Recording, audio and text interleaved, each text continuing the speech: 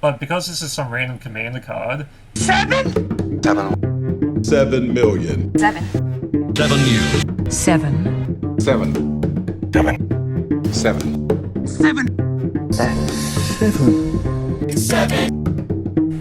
7 Point Highlander. Hello, everyone, and welcome to the 7 Point Cast. My name is Liam, and I'm joined here by my co-host Ben. Hey everyone, glad to be here. And today we'll be speaking with Stefan. Stefan played Burn at CanCon in 2025. It's really great to have you here, Stefan. alright, thanks for having me, guys. Now, why don't you tell us a little bit about yourself as a Magic player and what's your relationship to 7 Point Highlander? Yeah, definitely. Mainly playing Magic. I really was just playing limited, just drafts and pre-releases mainly, and then Mouse just convinced me, of course, in the Wollongong community, hey, you should like play 7 Points. It's a cool format. And then yeah, I just like went in deep and just yeah, it's pretty much the only format I play when it comes to Magic now. Excellent. This is the true way to play a 7 point, is to be like a complete 7 point loyalist. Every other format is not it. Yeah, sold all my commander decks, everything is pumped all in 7 Point.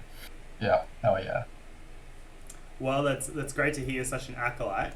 Well, today we're going to be asking you about 5-Color Burn, which is a deck you played at CanCon. Why don't you give us a quick overview of it, and then we'll go through some of your card choices. Yeah, definitely. So, pretty much from playing Magic, I've always been a red mage. I've always loved Burn.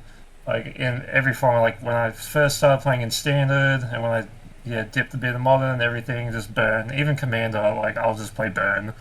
Like, this mono red is just the way I like to go and play, but obviously, in Highlander, I've struggled playing mono red Burn, so I had this conversation with everyone in the community, just like, what if we just, like, chuck in like every color of burn and just see what happens. And like the results are actually like pretty decent just from my testing. And I just figured, you know what, I'm just gonna roll with it. Yeah, like in principle, I think Burn on paper people kind of think is a bit of a gimmicky strategy because like red aggro people tend to associate with like a beginnery deck. But if the cards are right, it's extremely competitive, right? Like if you could imagine a deck which was just 40 lightning bolts and 20 mountains, if you've got like turn 1 bolt, turn 2 2 bolt, and turn 3 3 bolts, that's 18 damage, right? So Yep. you know, between fetch lands and stuff, your opponent, you're reliably killing them. So the real challenge is just how close can you get the deck in a singleton format to emulate that kind of every card as a bolt type strategy. Exactly. And it's not just playing bolt every turn. You have to choose like, you know, when to be explosive or when to hold back or like there's lots of decision making that comes into it. Yeah. So this is not like a deck which just anyone can pick up and enjoy total success with. There are real decision points and things, and that hopefully we'll get to talk about some of those today. Yep. Well, All right, excellent. We want to kick over the first slide. yeah, absolutely. So the first one we're looking at is the Instants and Sorceries package. Why don't you take us away, Stefan? Yeah, definitely. So, as you can see, most of these spells are bolts. Obviously, like we got Bolt Wave, which was an awesome addition that I was very excited about because I've been begging Wizards to print a new bolt for such a long time as any burn spell, really. And yeah, with splashing for bolts, like we got Bump in the Night, we got Tyrant's Choice as well as he for 4 damage. Flame Rift is great, and let me go to instance here. That's our price of progress because we are running 5 colors. It pretty much is another flame rift. We are hurting ourselves. Mm-hmm. Oh, but mainly we want to be ahead of light on life anyway. Wizards Lightning, another bolt. We do run quite a few wizards in the deck. When you say quite a few, you do mean like literally 3, right? What was that, sorry? I was like, when you say quite a few, you do literally mean actually just like 3 wizards, right? I don't think there are that many. Yeah, I have been testing with Snapcaster now, so I have been running 4 wizards. Yeah. Yeah, yeah. But casting it for 3 mana sometimes, especially in late game, isn't that big of a deal. Tarfire is in there, mainly just for Netherglyph to pump it up. I don't think it's on this slide as well because it's an enchantment, but we're also running Seal of Fire as well to pump up Netherglyph. Yeah, That's so because, yeah, really part of the challenge is finding the cards which are nearly bolt and making them bolt, right? So like exactly. Starfire, Yeah. Starfire, Seal of Fire, if you've got the glyph, is bolt, even though on paper it's not quite. Yeah, and pretty much because we ran out of bolts, I'm like, what are like the best shocks I can run in this deck? And Yeah, because so I'm running the Goifs, yeah, like help us all this other understand, Goif, yeah. help us understand, for example, with play with fire, for example, is in there as a shock. Um, why does this make the cut and like burst lightning, for example, doesn't? It's mainly just a scry. Like Yeah. it just helps me dig for that extra bolt, like just to find out like card selection really. Hmm. Yeah, that's the main thing. Entomb is in there for creeping chill. It's another bolt. Yeah, explain the interaction there because it's not like one I think people will be Yep, over familiar with. yep, definitely. So creeping chill is a sorcery for 3 in the black, and it's a lightning helix. Really, it deals 3 damage to each opponent, and you gain 3 life. But it has text below where if it is put into your graveyard from your library, you may exile it and use the effect. So Entomb is that really the only target for it at the moment in this deck. We could, I guess you can Entomb for Bump in the Night. I've had a scenario like that where the games have gotten grindy, and I can flashback Bump in the Night, which is 6 mana, 5 in a red. It's pretty expensive, but yeah, I've been in a scenario where it's happened. As well as entombing anything, if you have Netherglyph, we can get something else to pump it up. Mm.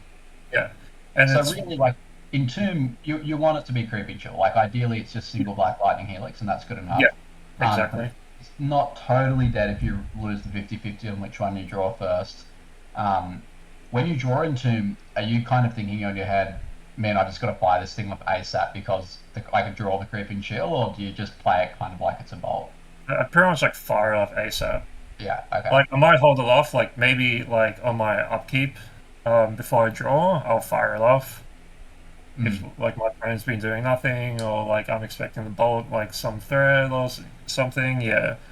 But And the creeping chill is not like if you draw the creeping chill first, it's not totally dead, right? Like no, no, I've used it plenty of times as hardcasting it. It's been quite successful. Yeah, because I suppose once you get to 4 mana, like as long as the card is dealing damage, why not? You know? yeah.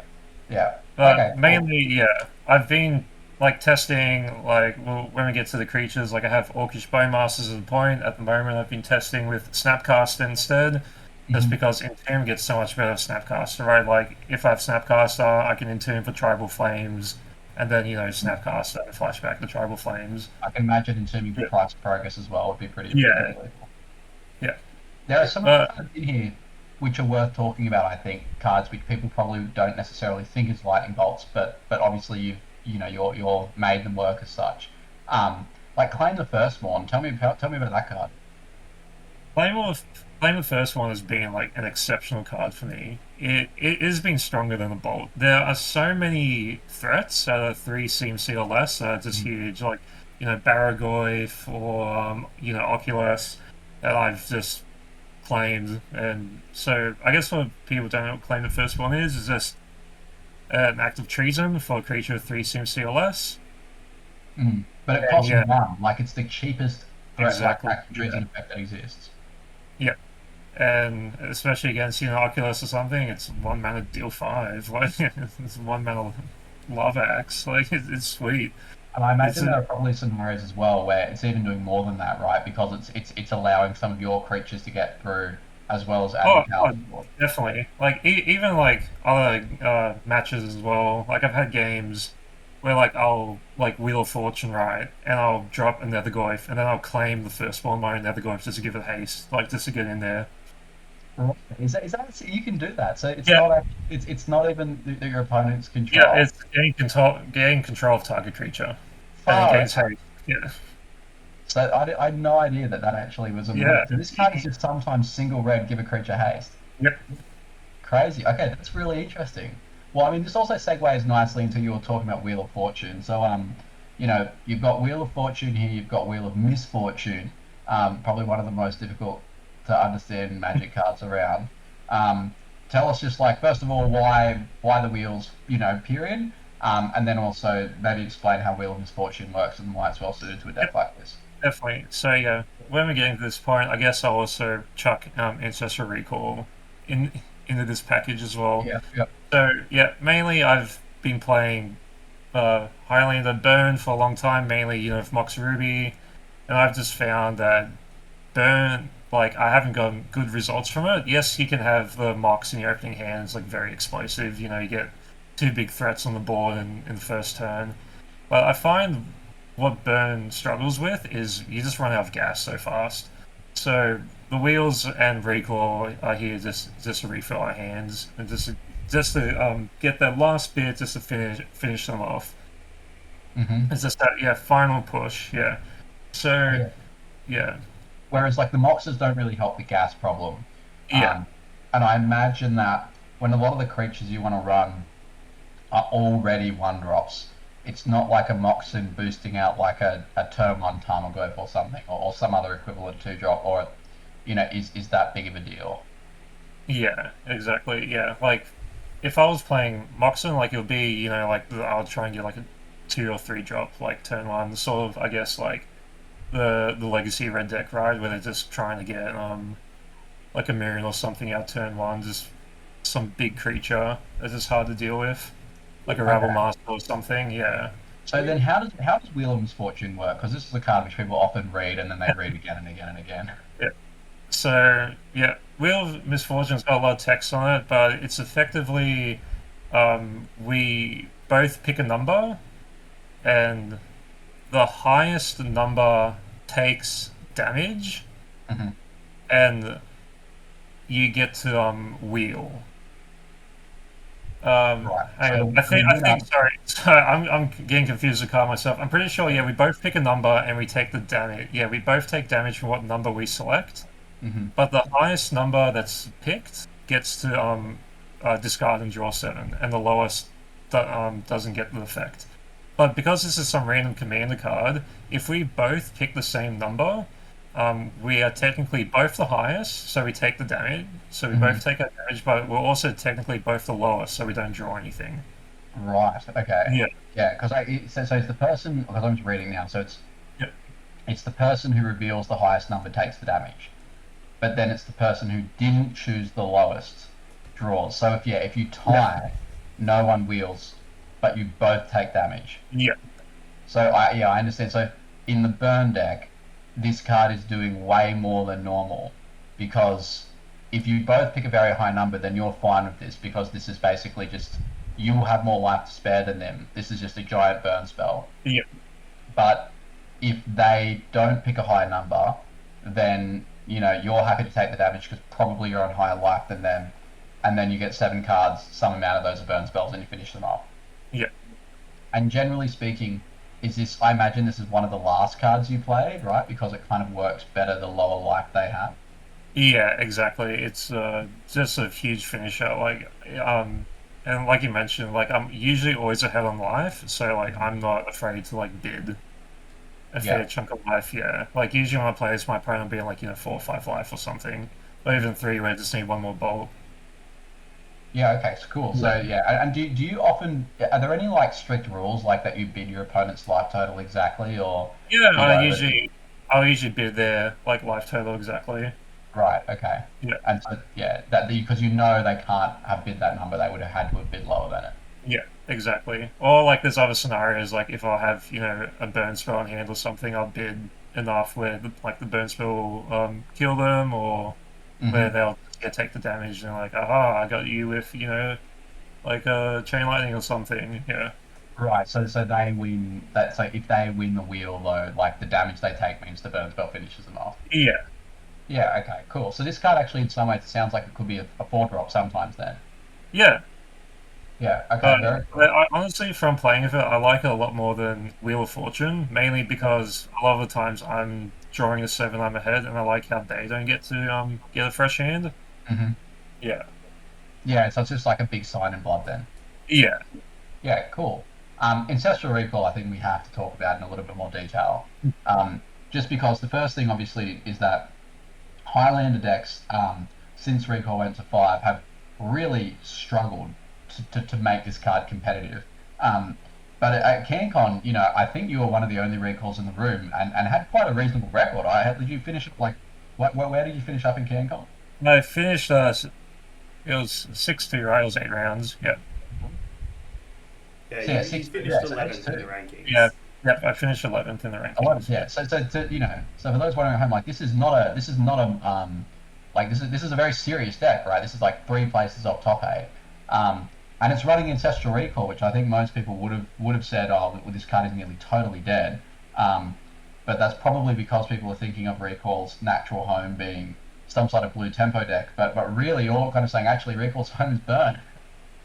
Exactly, yeah. I just needed more gas, and I just looked at recall. I'm like, you know what? I think I can make this work, and yeah, it's done exceptionally well.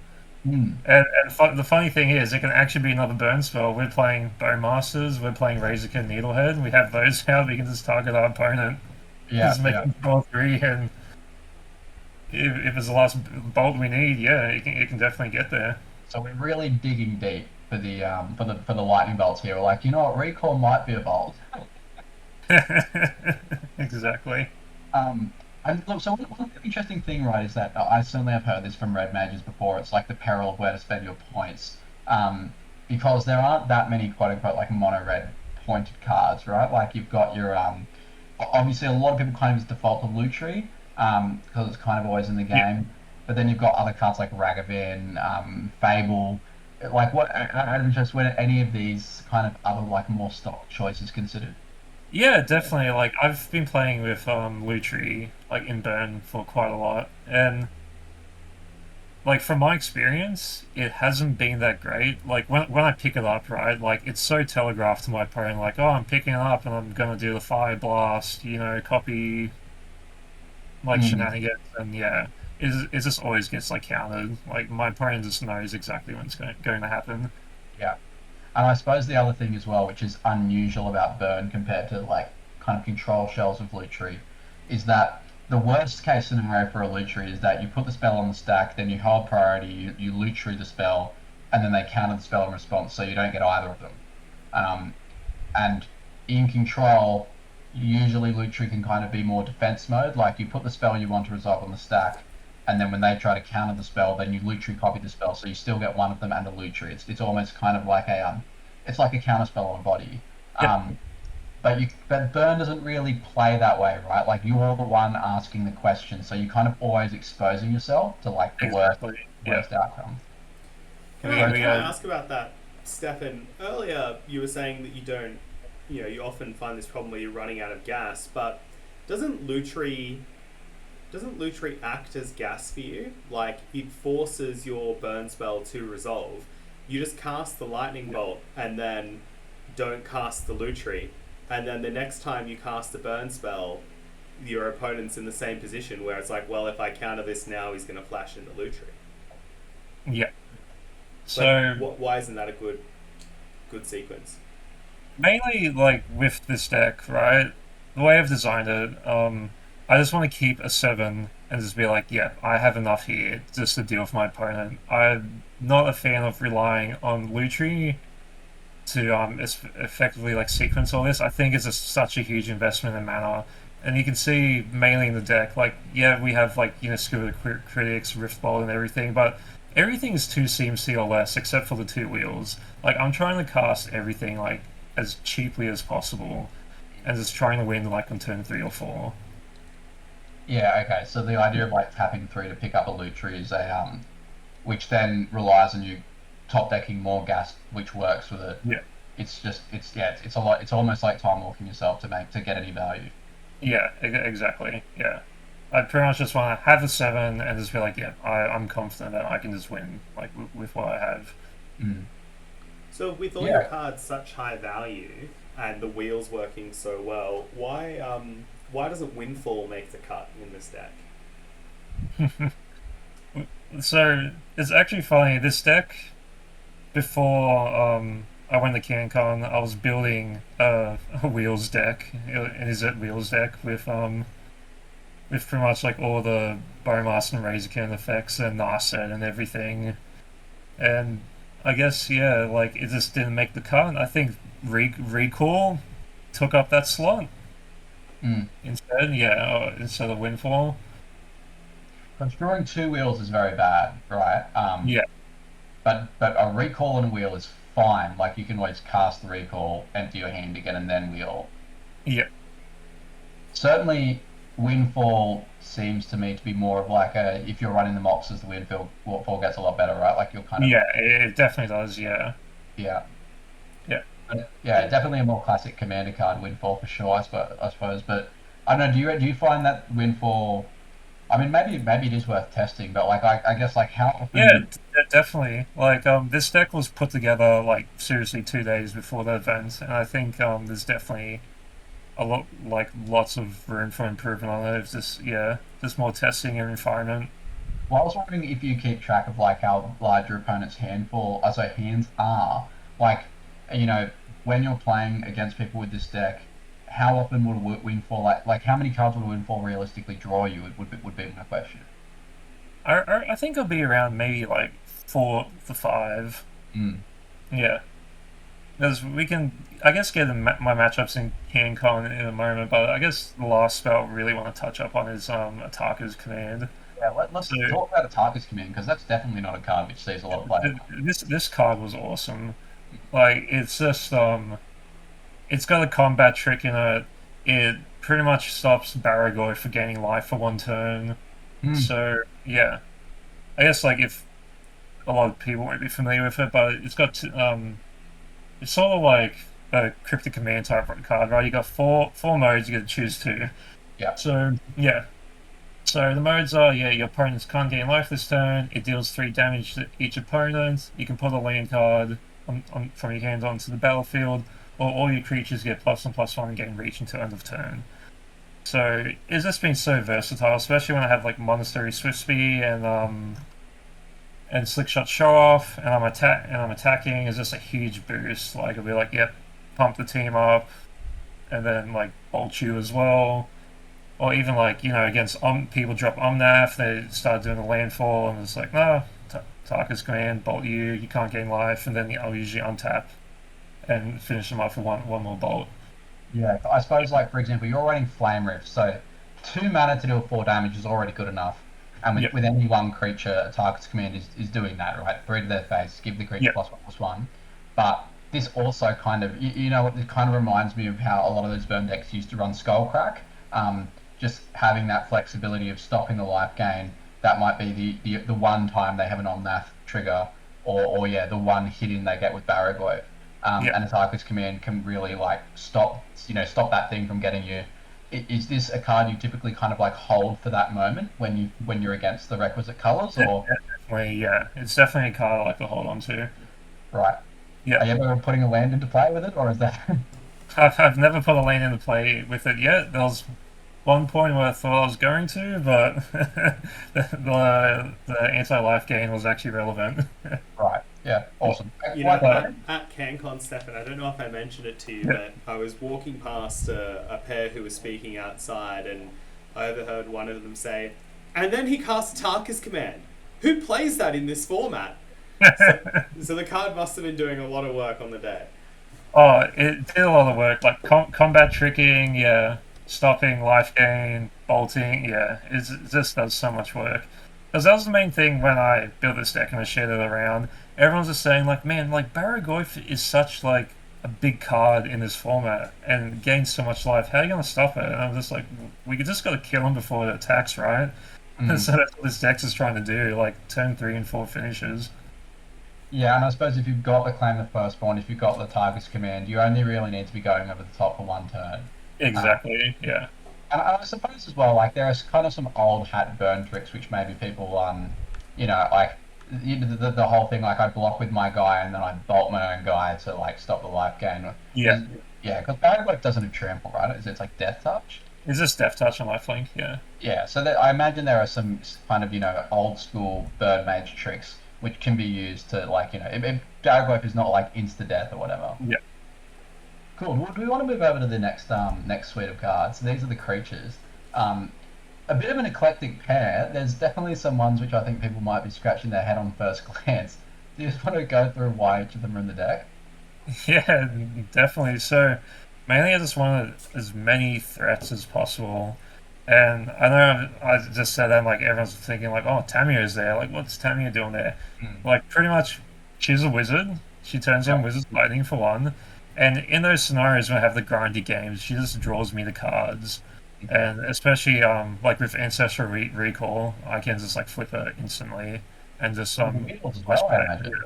And pretty much yeah, just get my burn spells back, or even recall again, and just keep filling up on gas. Hmm. Yeah. So So so relevantly, this card is probably not alting very much, right? It's like it's draw a card and then re flashing back effectively your best burn spell. yeah, Mm. And I suppose like when you're running cards like Price of Progress or Fire Blast, the best burn spell is often like it's really the best burn spell. It's not just like another. Like imagine you're getting one of the Uber bolts, not just your standard bolt. yeah, exactly. Yeah. Okay. Um, you've got Swift Spear. Soul Sky Mage notably not in. Is it really just like look? It's got to have haste. It's got to have help us understand that kind of. Yeah, yeah. So I was just like, yeah, exactly that. Is this gotta have haste? Yeah. Yeah. And And otherwise, if it's not having haste, it's got to be Netherglow. Like it's got to be huge, it's gotta evasive, be or haste. huge, or it's gotta be evasive. Like it's gotta have flying or something. Like DRC will get flying, Delver gets flying. Delver's a card which has kind of fallen out of favor a little bit because you don't really have any Ponder or Brainstorm set up or anything. How do you find the flip rate with it? The flip rate, yeah, hasn't been that great, but mainly it's also a wizard. That's the reason why I've included it. Mainly, Which was the for lightning is that? yeah. So there have been times where I'll have Wizard's Lightning in hand, and then the trigger will go on the stack. I'm like, okay, Wizard's Lightning, and then flip it because it's no longer a wizard when it's flipped. Oh right, God, that's pretty. Yeah, Yeah.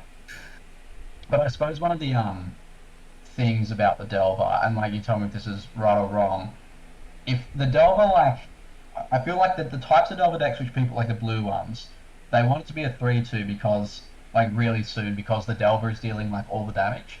yeah, But they want to sit behind a bunch of counter spells and dazes and stuff. Whereas this Delver, it could really flip on turn 3 or 4, get in for 3 once, and that's fine, right? Like if yeah, it just becomes, exactly. yeah, yeah. Because So I guess there's like it a hits little bit less once, yeah, pressure. when it's flipped, it's done its job. Mm, mm. So Deathrite Shaman, obviously a point. Do you have the black and green mana in the? I mean, obviously you got the black mana. Do you have the green mana to use Yep, the? Right, and does that come up? Is that like a thing to stop Reanimator? yeah, definitely. I've played against Reanimate in the matchup, and it's been super relevant. Yeah, And like, are you ever just ramping out a wheel on turn 2?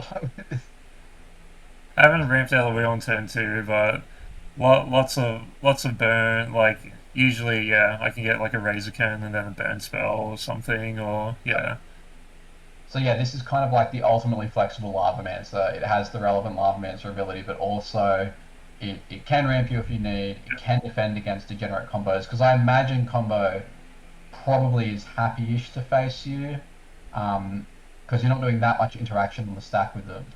yeah.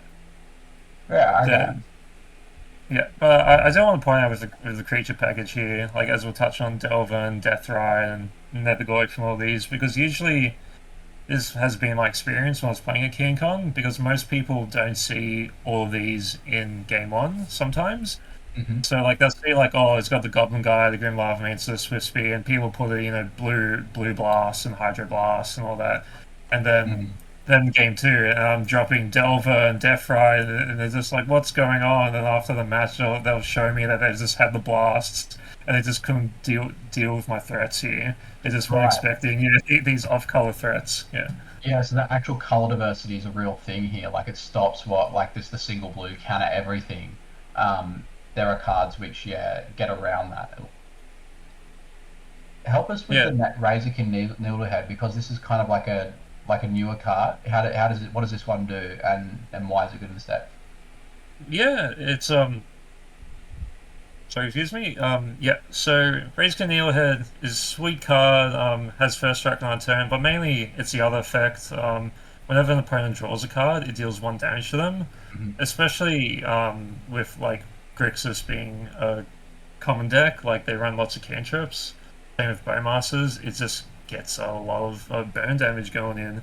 And Mm. especially when we have our wheels, it's just a huge burn spell if we have this out when we play our wheels.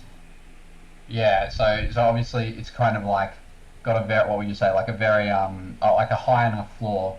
Like it's not only on extra cards, it's on every card, so you can play this. It automatically hits them if they untap, basically. Yeah. Um, but it has like that Omega upside of naturally curving into potentially like a Yeah. 7 damage windfall. Yeah, it just puts pressure on our opponents, even if we don't attack with it, it's just pinging them every turn. Yeah. Or worse, if they have to dig for something quick to like answer it, it's also, yeah, hurting them more as well, and yeah. Yeah, okay, true, true. And like a bunch of these other ones are kind of, I guess, burn classics, right? Like Eidolon's a classic burn card, Goblin Guide's a classic burn card. Just Yeah, these kind of, symmetrical effects that aren't really symmetrical when the life total's under so much pressure. definitely, yeah. And Slick Shot's just there because, I mean, the card's just awesome, right? Like, it just gets so explosive. Did you find What's the yourself biggest plotting use? it or casting it? I don't think I've like ever really plotted it. I'm just going in, just, yeah. So even Yeah, if you 'cause, never get a trigger off it on turn 2, you just laying this bad boy down? Yeah, I'm just laying the bad boy down, yeah. I've just every time I see him, just like yeah, the one like and I count all my burn. I'm like the one damage is actually like relevant just to get in like immediately. yeah, it's cool. I guess like Slick Shot in some ways, like the plot, you're not really trying to hold mana back for counter magic or protect it and win with just this card. Like this is just another piece of the puzzle, right? Like if it's Yeah, it's these cards are more disposable than they are in like the tempo shells. yeah, and if it gets removed, like we have lava mances. Is this adds more fuel to our graveyard just for yeah, just for So, lava man to do its job. so on that note, how important is repeated damage from your creatures as opposed to just getting in once and then burning them out? So the creatures are really like if they get in once, okay. If they get in twice, like exceptional. Like they've done their job. Like that's all. Like I try and treat my creatures like burn spells. So pretty much like if they get in once, that's fine. But twice, like it's just yeah, the value's just been great to me. Out of interest, Spark Elemental, I kind of as a pseudo bolt, is that worth a think? Yeah, definitely. I was running it before. Yeah, And why ultimately did it get the card? just in the I guess in the mid game or not or longer. Like it's just not been so great, especially as a Yeah. top deck. Yeah. And by mid game, what turn are we talking about? I'll say like turn 3, turn 4. Okay, Like, yeah. so it seems kind of like the creatures have to be good enough if they hit once, but you do want them to have the ability to extend a little further. Yeah. Okay, yeah, that's cool. So there is like a floor requirement. Like people can't just be running, I guess, like Mog Fanatic or like something like that. Like there needs to be like just like a little bit of optional reach if the game goes there. Yeah, I mean, people can. Like I said, this deck was built like 2 days before the event. Like, I haven't tested out Mog Fanatic or anything, but I think, yeah, definitely go for it. Yeah, Especially, okay. yeah, like in terms of recalls or like I understand, recalls a hard card to acquire these days. But like I was having conversations with other people, and I said like, I'd honestly run Treasure Cruise or something. Like yeah, if you're just looking for other points or like even an 8 point list or something. Yeah, it seems Yeah. you could cut all the duels and ancestral recall. You might be hurting yourself a little bit more with your price of progresses, but could this be an 8 point deck? I think it can be an 8 point deck. Obviously, it can't be 5 colors, but I think Rakdos or is maybe Grixis if it's possible. Yeah, okay. So yeah, you can lose. Actually, yeah. There's no Boros Charm is kind of usually something people, or even Lightning Helix. In the instance in Yeah, sorceries, so the white. Like out of interest, did those cards get a consideration? yeah. Boris Chan was I ran it. Yeah, Oh, Yeah, okay. So Boris, that's Boris my white Charms isn't splash. just Yeah, Lightning Helix, yeah. right, yeah. okay, but not actual factual Lightning Helix. No lightning helix. Because I suppose actually, if Lightning Helix is good enough, there's that one in a black. I can't remember what it's called, but there's like a one in a black. Deal 3, gain 3 card. Yeah. Um, but I suppose like just the gaining life is not as relevant, or is this like something maybe you consider for the sideboard? Just yeah, something for the sideboard. Yeah, if the life gain is relevant. Yeah. I guess if this deck becomes super meta, then the next level will be the the running the Lightning Helixes Oh, and the other drawing definitely. life. Yeah, because with the sideboard in this event, I don't think my sideboard was that great. There were a lot of cards that I just didn't even bother running. And Yeah. I definitely would just run different burn spells. Well, Cool. All right. we can actually jump to the sideboard because the next one's just quickly on the Oh enchantments. yeah, That's enchantment. important. Yeah, I want to enchantments. talk about these artifacts and enchantments. Yeah, definitely. Yeah, there's one enchantment here that's been a huge MVP, and that's Rolling Vortex. Mm-hmm. Tell us about that one. This card is just great. It like Sulfuric Vortex is one of my favorite Magic cards of all time, and this is just a mini version of it. But it Yeah, also so has first of all, what does Rolling Vortex actually do? Because I think a lot of people know of Sulfuric Vortex, but might not know this one. so this one is at the beginning of each player's upkeep. It deals 2 damage to that. Sorry, 1 damage to that player, not two. That's Sulfuric. Yeah. So it deals 1 to you on the upkeep. But Mm-hmm. also, whenever a player casts a spell and there's no mana spent on it, it deals 5 to them. Mm. So I've had this played, and then my opponent the next turn is just like, "Oh, I'm gonna play, Lotus Petal." I'm like, "Okay, you take 5," and then they have the sudden realization, "Oh yeah, it's 0 mana."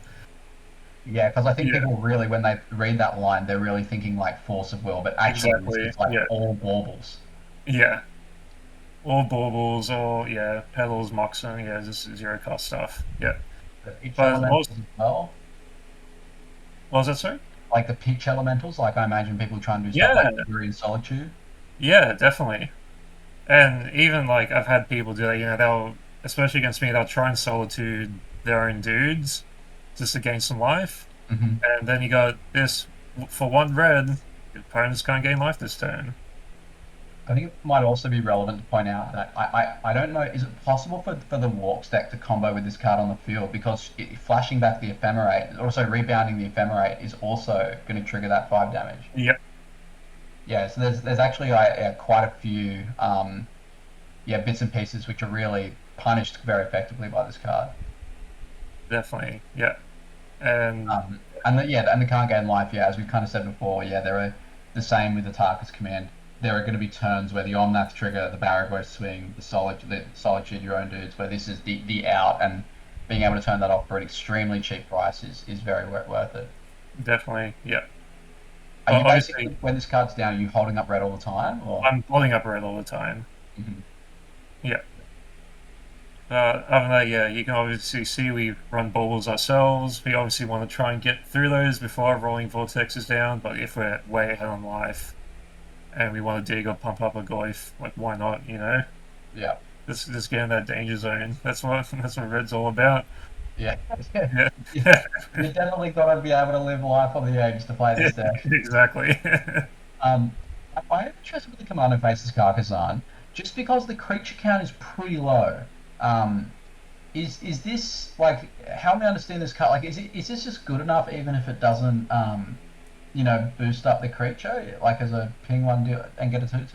Yeah, like I've had it at times where yeah, the second step of the saga just didn't do anything, and I still found the card great, especially with the flip version. Like when something dies, it gets exiled.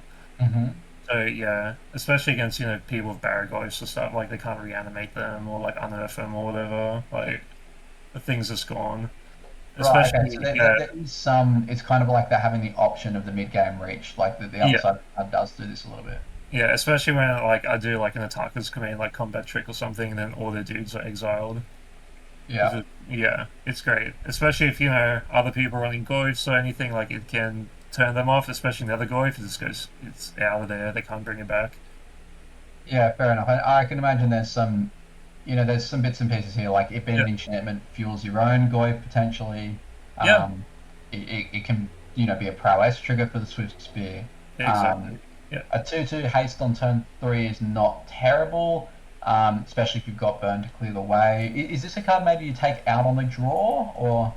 Yeah, I'd say so. Yeah, Okay. but yeah, the second Saga step has been great, especially if I drop Tamiya and then Tamiya actually starts chipping away and dealing damage, Right. So which if has you been had hilarious. this and Tamiya, you'd play this first before the Tamiya. Yeah, I always play this turn one if I have other one drops. Definitely. Yeah, Yeah, okay, very cool, very cool. Um, I think the other big thing to say about the enchantment suite is what's not on the page, which I is was just Blood gonna. Moon. Oh, sorry. Yeah, I was gonna touch up on Seal of Fire, but yeah, um, we can get into Blood Moon, but yeah, just real quick, like Seal of Fire has been great, especially turn one. Mhm. Dropping this thing has just stopped opponents from like not playing any creatures, like their death or anything, because they know it's just going to get removed, right? And Yeah, because they're not playing the card, I'm just having it hang there, and eventually it'll just like deal the damage at the end. So it stops my opponents from playing cards because they're scared of having like their cheap threats just being removed instantly. When at the end the thing's just doing what I want it to do, which is just to burn them. Yeah, I was thinking about that. Like, do you think that that's a mistake? Like, should people just eat the seal and say, I feel well, like people should eat the seal. mhm. Just yeah, get it over with. Yeah, Because otherwise, yeah, you're right. Like, if you hold it off too long, and by too long could literally be like turn three, exactly. then it You becomes might as like, well just like not have the card, right? Yeah, if you're yeah, just not playing it. Yeah. yeah, okay, cool. All right, that's good to know. But yeah, I was going to ask about like cards like Blood Moon because I think a lot of people when they think of Burn, they think mono red, and they're like, I mean, why not play Blood Moon? Yeah, But I guess the question, yeah, is why not play Blood Moon? Like what? Like obviously the five color thing, but help us understand. I think it's just a metagame decision because I've been playing this for so long. I'm just know opponents expect it, Hmm. especially in game twos and threes. You know, they're boarding in, like I said, the blasts and everything to deal with it, and I just don't, and I just feel like it just works better for me. Especially Yeah. if I want to clean up matches, like turn 3 or 4, and like again, instead of dropping the moon, well, if we just win the game. So like that was the approach I took to it, but definitely I feel like you can play moons. It just depends on, I guess, your metagame, how like how much I guess do people expect moons or not, or like how prepared are they? I just from my experience, especially in our local metagame, I just know people deal with it like with ease, or just run basics. Especially like game two, even if I don't have the moon in play, like or boarded in, like people just like I usually notice they just fetch for basics like straight up. So almost like the specter of having the moon around is Yeah, yeah is enough is doing enough to slow them down. exactly. Yeah. It also Yeah.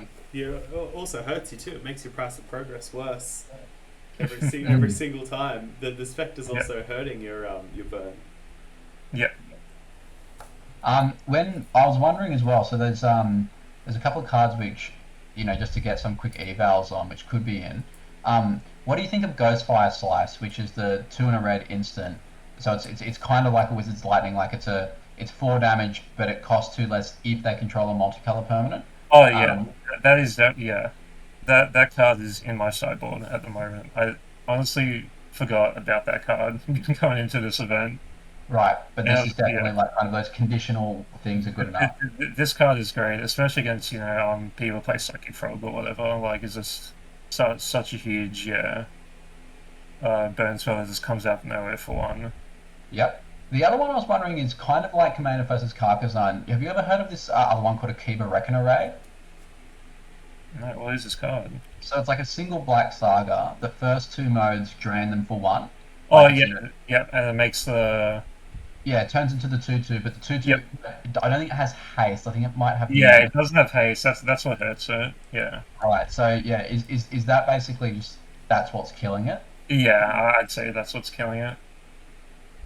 Because in some ways I was thinking like in a low creature count, the drain twice is more reliable. But yeah, I guess like losing 2 damage on the haste is it's just enough. Yeah. Okay, cool. Well, right. That pretty much covers the deck. Do you reckon like if looking back, are there any real obvious mainboard improvements? Like how are you finding the Snapcaster over Bowmaster's testing? I think I still want to go back to Bowmasters. I Hmm. think the card is just sweet. Yeah, Especially it just since it's pumps out been more point, damage. yeah. Especially since it's pointing, a lot of people just don't expect it as often, and it Hmm. just sneaks in for yeah. The damage is just great. Yeah, okay. And I imagine as well, like Bowmasters is something you can do on turn two at the end of turn two, get him for 3 damage if you ping and then attack. Whereas Snapcaster really has to be like it's a turn three card if you also have a like I guess you will always have a burn spell in the yard, but the Snapcaster is going to be attacking on turn four and they're more likely to have a board. Yeah. Out of interest, any consideration to fourth Lingus? Like, yeah, definitely a consideration to it, but I feel like I would like it better, like in the Mox like version, just Mm-hmm. because I have more mana just to pump into it. Yep. Okay. Yeah, it definitely solves the gas problem, like if it draws you cards, but I feel like I want to be more creature heavy on that, just to keep grabbing the Monarch back. maybe Yeah, like okay, some fair enough. zoo version or something. Yeah. Out of interest, is there any consideration to? I know this is in some of the mono black modern burn lists. Is it called like Hopeless Nightmare or something? It's like a black enchantment where ETBs they discard a card and lose 2 life. Let me see this card. I'm trying to remember the name. Yeah, I found it. Yeah, this card's sweet. Yeah. It's So also maybe there it's are also some an like enchantment. Yeah, for your Goif. Yeah. yeah. So there's like a few there are a few like maybe options for if people want to go home and iterate and stuff on the deck themselves. Yeah, definitely. Like, I'll just recommend going through Skyfall and finding like all these random like pieces of burn and to see what Cool. you can find. Like, I was even thinking of experimenting, random cards like Death Spark. That spark. What's that one? So it's one red instant deals 1 damage to any target, creature or player, and at the beginning of your upkeep, if there's a creature card directly above it in your graveyard, you can pay 1 to return it back to your hand. So like if you have yeah, so I guess it's like the moon strategy, and you have some creature in the bin after. Like this is a way just to keep getting in there, or like with prowess creatures or something. Like yeah, Yeah, okay. So it's like if the yeah, creature's going to keep on dying, maybe like this is almost like the Death Spark Bloodghast synergy with Entomb. yeah. But Um, definitely, like, yeah, with Claim the Firstborn as well, like, I've tested with cards like, Reckless Abandon and everything, just like, you steal the creature and then you just, like, sacrifice it and deal an extra 4 damage to them, and yeah, okay, cool. That like yeah, so that yeah, there's definitely room to innovate in this deck. yeah, So yeah, Reckless Abandon is like a 1 mana fling which deals 4 to target creature or player. Cool. Yeah, I yeah, also didn't know this card existed. yeah. Well, Yeah, like, tell us about quickly the sideboard because you're saying that this is probably the part of the deck which you were going to learn the most from yeah. because there are some cards which never made it in. Like if people were wanting to try this deck, what cards would be given the axe immediately? So, like, I'll cut the Red Blast, Pyroblast. I did not like at all in any games put in an Ensnaring Bridge. I Really, just, even snaring yeah, bridge. yeah, like I played again match up against Reanimator, and I thought I'd put it in, I would need it, but no, like I just got in there before, like they actually managed to get an Traxxas out, and I just had to burn when I untapped anyway, just to get in there and finish them off. So I just Yeah, I thought, oh, suppose that like like a yeah, like Skullcrack is almost just as good, right? Like if the creature exactly, attacking you is yeah, a lifelink thing primarily. yeah. So mainly like what I've been experimenting with at the moment is yeah, Skullcrack is in there.